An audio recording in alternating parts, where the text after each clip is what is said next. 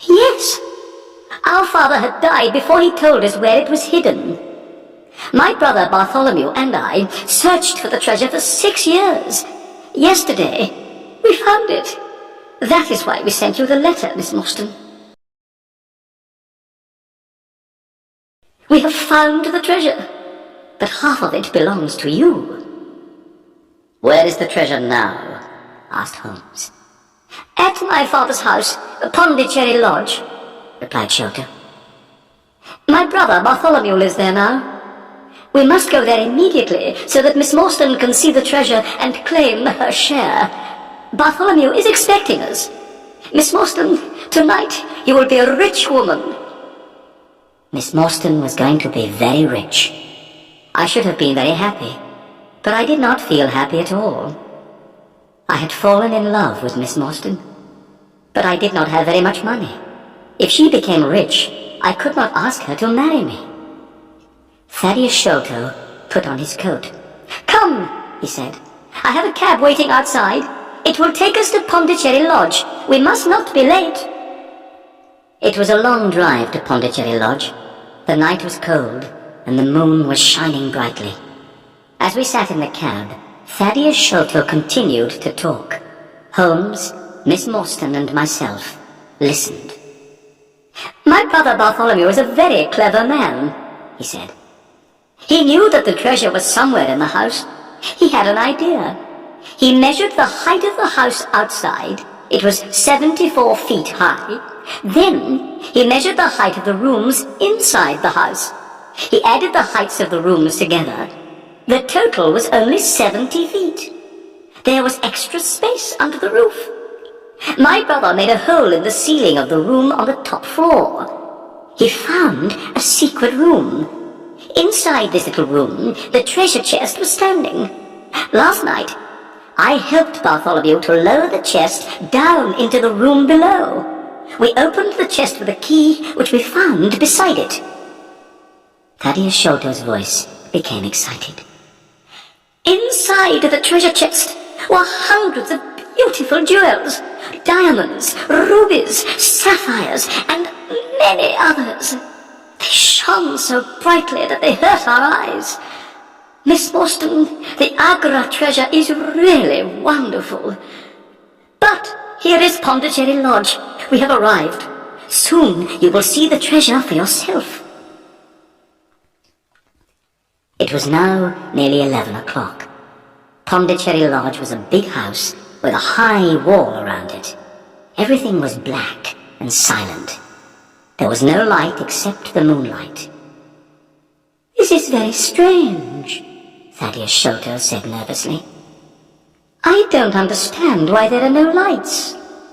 My brother Bartholomew is expecting us, but the house is dark. We walked up to the house. Suddenly we heard a noise coming from inside that great black house. It was the sound of a woman crying. The only woman in the house is the housekeeper, said Sholto. Something is wrong. We hurried to the door and knocked. A tall old woman opened it. Her face was white with fear. Oh, Mr. Thaddeus, I'm glad you've come, she said. I'm very frightened. Come into the house, Mr. Thaddeus. Oh, I'm glad that you're here. Something terrible has happened to your brother.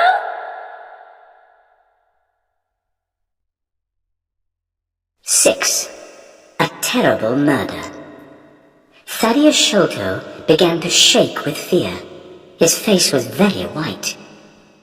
What do you mean? He asked the housekeeper. What is the matter with my brother? He locked himself in his room. He was there all day. When I knocked on the door, he would not answer me, she said. I knew that something must be wrong. A short time ago, I went upstairs. I looked through the keyhole of the door of his room. I saw your brother's face, Mr. Thaddeus. It looks terrible.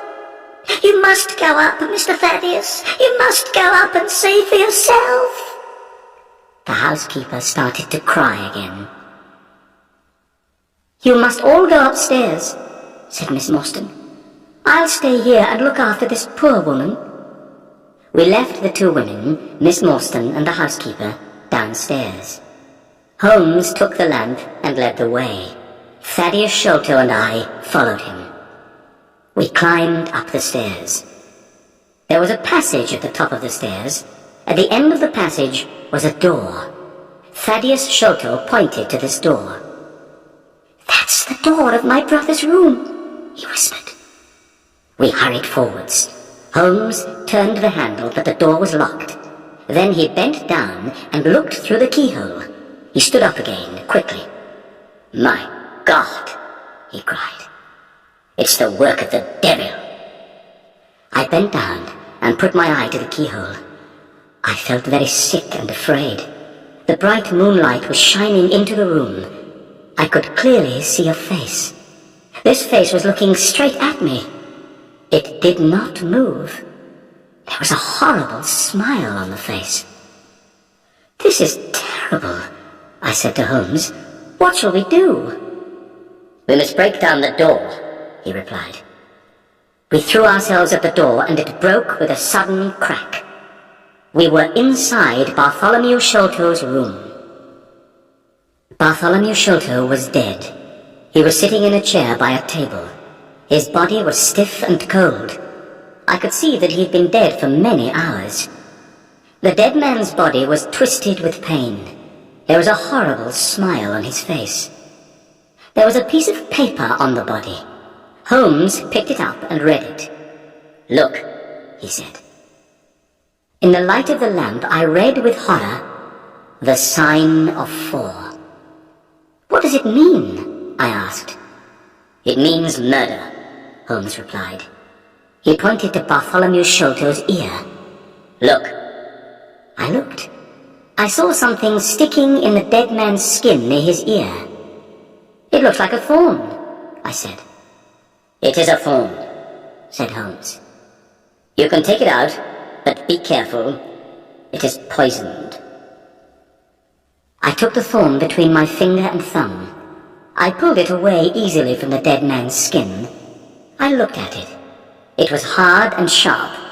I saw that it had poison on it. "So, this is how Bartholomew Sholto died," I said. "What a terrible death! But who killed him, and why?" We had forgotten about Thaddeus Sholto. He was still standing in the doorway. Suddenly, he gave a cry.